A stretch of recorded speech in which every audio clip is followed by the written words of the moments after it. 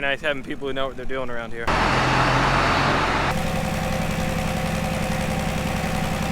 Okay guys, we've got some exciting times. We're planting today, but we're not planting corn and beans. We're gonna plant some oats and alfalfa for Spencer. So we're gonna get the 8110 fired up, hook up the mulch finisher to it, and then he's got the 4020 with a spreader. We're gonna spread some oats, work the oats in, and then plant some alfalfa also. So that is the plan. I think in a couple of days, seriously, so today's April 5th, I think in a couple of days, like April 9th, 10th, I could be planting beans. Like the weather's looking super nice. So that'll probably be another video, but I'm gonna try and get going. We're gonna try and get going as soon as the ground dries up. I don't want to show you guys my mistake, but I did make a mistake, I think. When I put the oil filter on this 8110, I must not put the rain on correctly. I thought I did, and we had oil coming out of this thing. I went and got a new filter ring, threw it on. It's not leaking now, so I think we're good. We'll see once it really heats up, but we should be good. I don't know. When I changed that oil in that filter, everything felt normal, and then we started running it, and I don't know. It was some oil was coming out. So you live and you learn. Hopefully, it's nothing major than just the filter there. We'll just let that tractor warm up. It's been pretty. Even though I'm wearing a sweatshirt, it was like 20 degrees overnight, so it's probably still pretty cold. Okay, now right before this, I just got done ordering chemicals. And I know, some of you guys can be like, Grant, you ordered chemicals so late in the season, you should have had this prepared and stuff. I know, I kind of just bought that sprayer, got my private pesticide applicator's license done, so we're a little late to the game. But, so for our corn program, to run you guys through some of the products, we're running, and this is gonna be probably farmers that spray their own that would know this.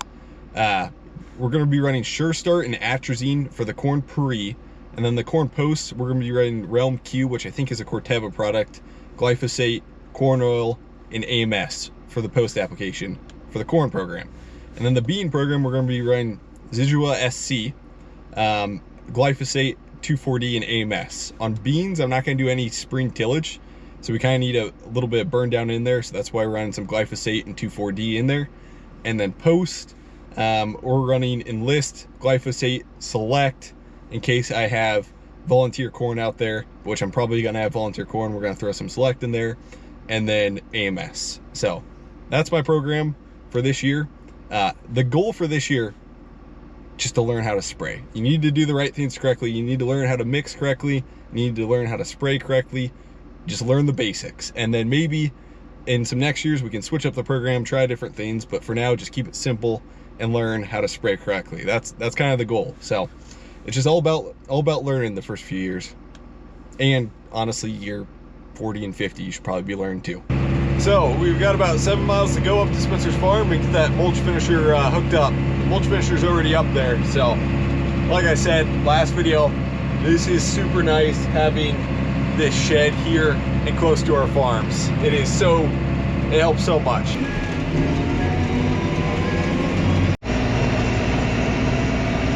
Down south where I first started farming, the paved roads were always the best to take with farm equipment. It's like the gravel roads were kind of tough, they were hilly, wasn't always the best, a lot of small bridges. Here, the paved roads are actually extremely narrow, tough to fit down with farm equipment, and the gravel roads are the best to take, is what I've started figuring out and learning.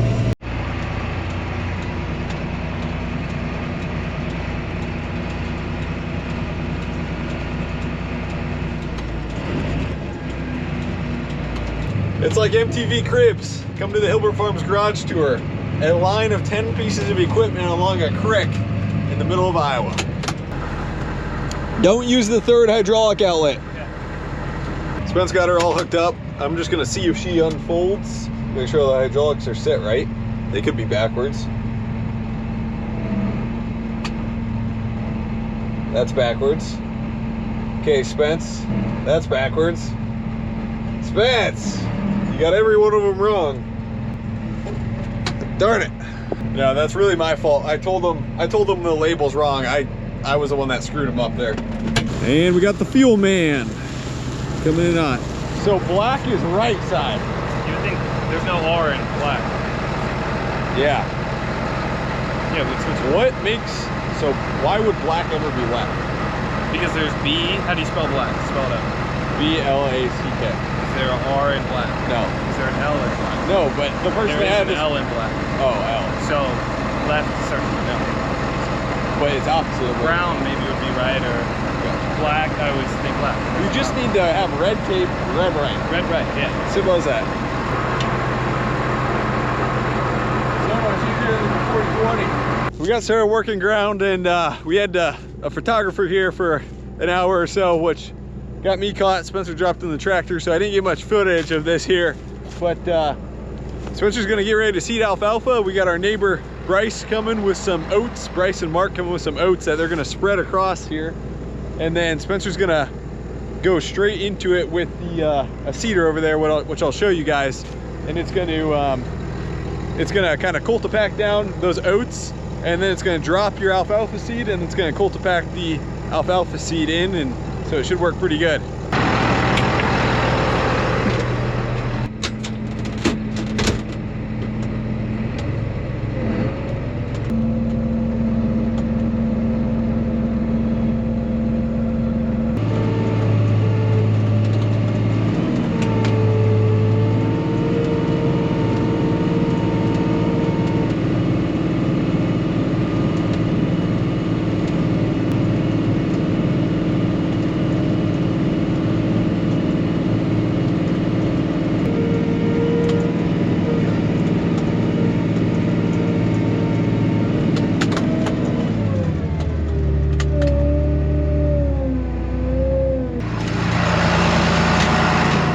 Got a giant stick caught up in here.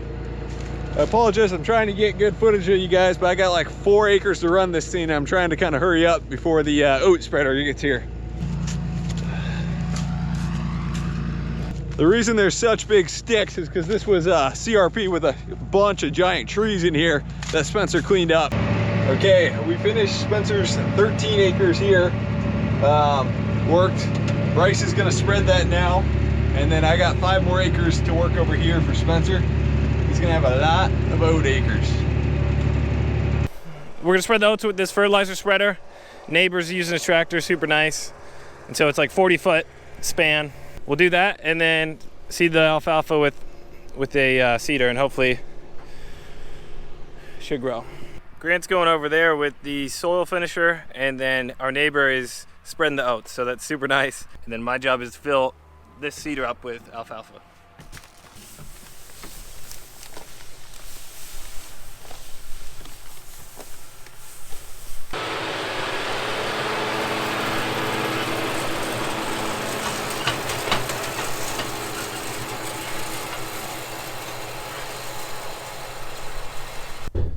And that's what it looks like.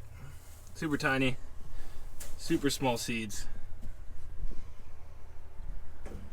Then we got it set to about 12. We're going for about 20 pounds to the acre on alfalfa.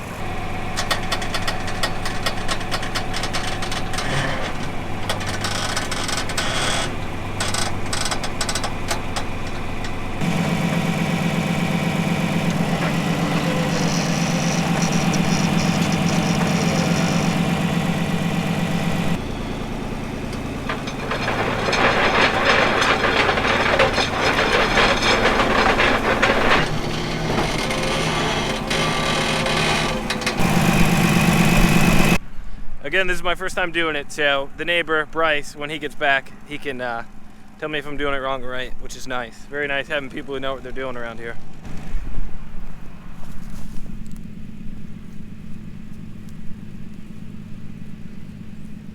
Yeah, there's some deeper in there for sure. It's not as far as it goes.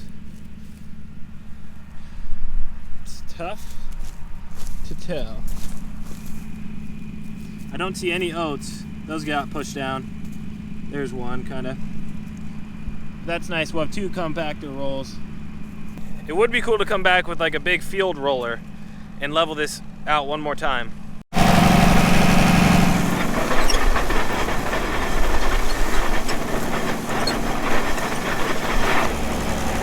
We got a long ways to go, and the sun isn't very high up. I could probably bump up the speed a little bit.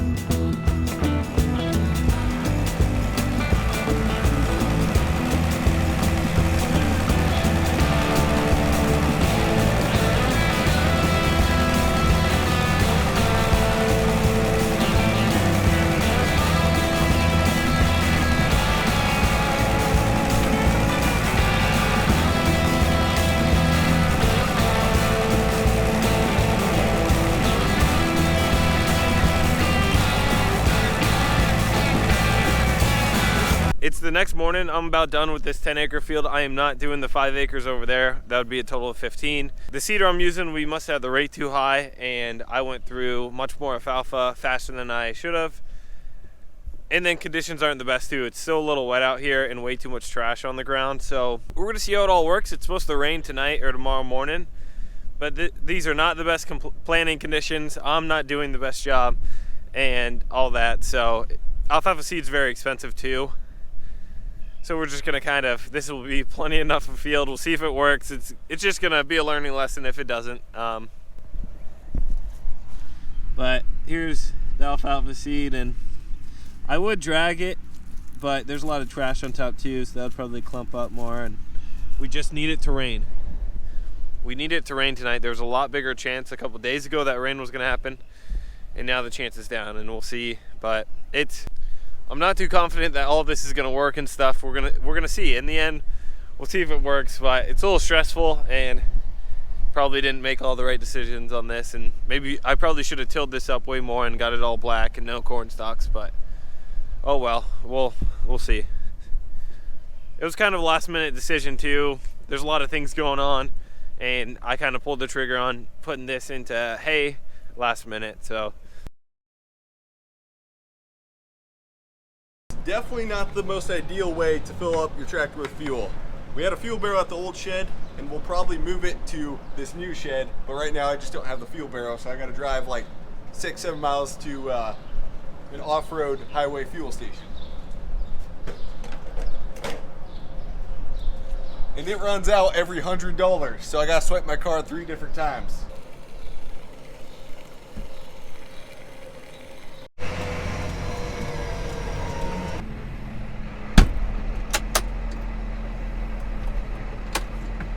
Okay, hazards are working. That's working. Where's the other one? There's the other one. That's working. Perfect. Okay, so we're gonna go through this sprayer here with my neighbor I bought it from, so he's gonna run me through it. We're gonna spray some water through it, test it out a little bit. So that's the plan. I did notice the right tire looks pretty darn flat, so I'm gonna grab the compressor out of the truck. We'll air that up, just make sure it has enough air. Let's see.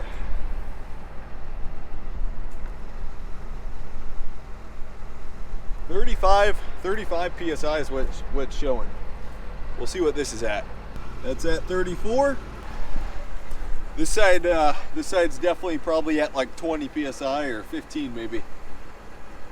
But they're supposed to be at 35. This side's at 13.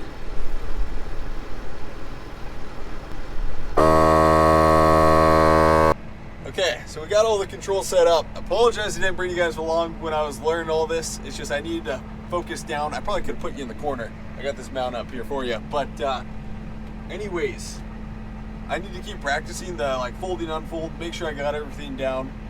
Make sure I'm gonna spray it. I may, before I spray one more, load this with water, just spray one more time around the field, just kind of feel it out a little bit, but to kind of run you guys through it, at least what I've learned, this is gonna help me at least too. Hydraulics on. Hydraulics are gonna run my hydraulics for all my wings here. Let's see. So both the left wing and right wing up, down, and that will start unfolding it.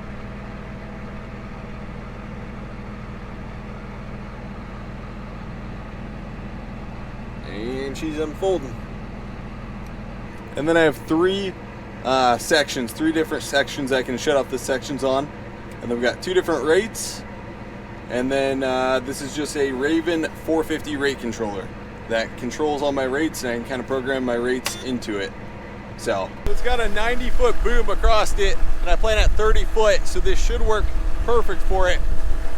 Although it's going to be weird adjusting from not spraying to go into a 90-foot sprayer. It feels big out there when I'm messing with it, but I think over time you'll get used to it pretty well. So everything seems good to go. I just got to grease up the sprayer booms, and I don't have my grease gun with me, so we'll do that tomorrow morning. Grease her up and then hook on the planter to this thing.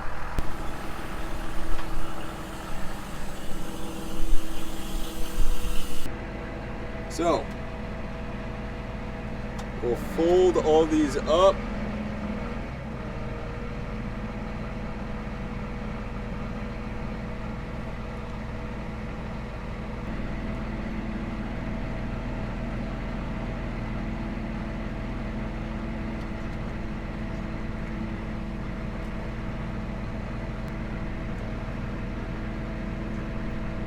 Okay, so since I only got one tractor, we're gonna do a lot of like unhooking, hooking of planter, sprayer, tillage. So we're gonna unhook the sprayer and then get hooked up to the planter. We're gonna run through the planter, and then we're gonna drop the planter and then hook up to the mulch finisher also. What I should have brought is radios, because me and Spencer usually have radios. Okay. When we do this, Yeah. but it should be fine. I'll just call you on the phone if we need to talk.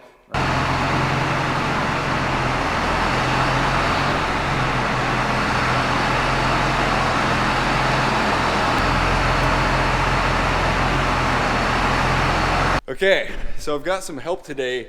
This is Brendan. He records farm sim videos with me also. He's a freshman at Iowa State. Yep, freshman. So he doesn't have classes on Tuesday, and I was like, it's a Tuesday. Come help us out. So, Brendan has a YouTube channel called Brody Farms. Brody Farms, yep. Brody Farms on YouTube, so it's farm sim. So kind of like when I was a freshman at Iowa State, I really started going hard at my YouTube channel on the farm sim stuff, and that's what he's doing. So pretty cool stuff. And you're from a farm in Central Illinois? Yeah, Central Illinois, yep. Like cow-calf operation Cow-calf and then row operation crop? and row crop, yep, corn and soybeans. Gotcha, awesome, awesome.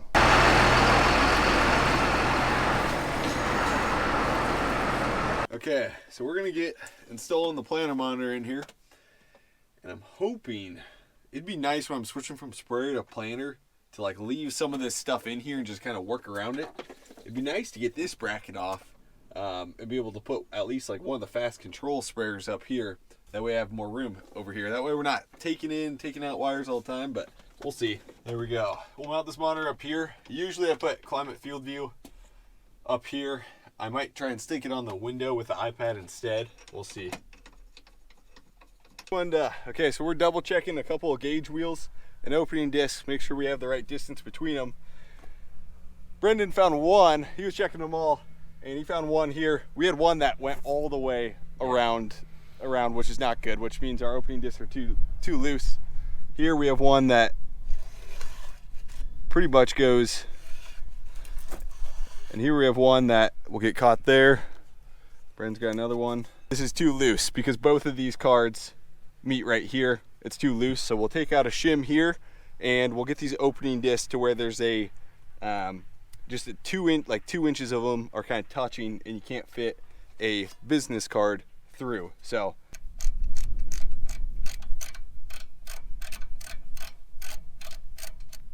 I guess I probably should have pulled the scrapers off before I pulled this off, but it's fine. There you go. Yeah. Got it. Perfect.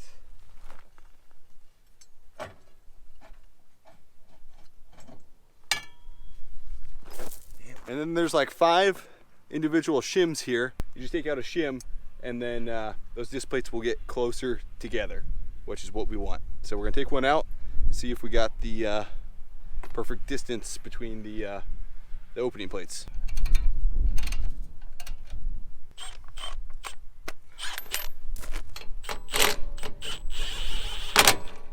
Okay, good. Yeah. I'll just tighten her down a little bit. Should be good to go. Okay, that is way too tight.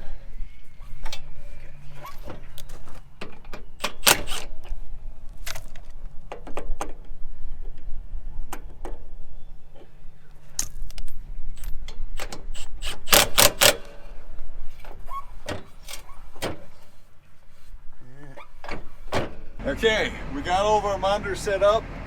That 4640 and getting climate field view down here was kind of a little mess trying to get that on.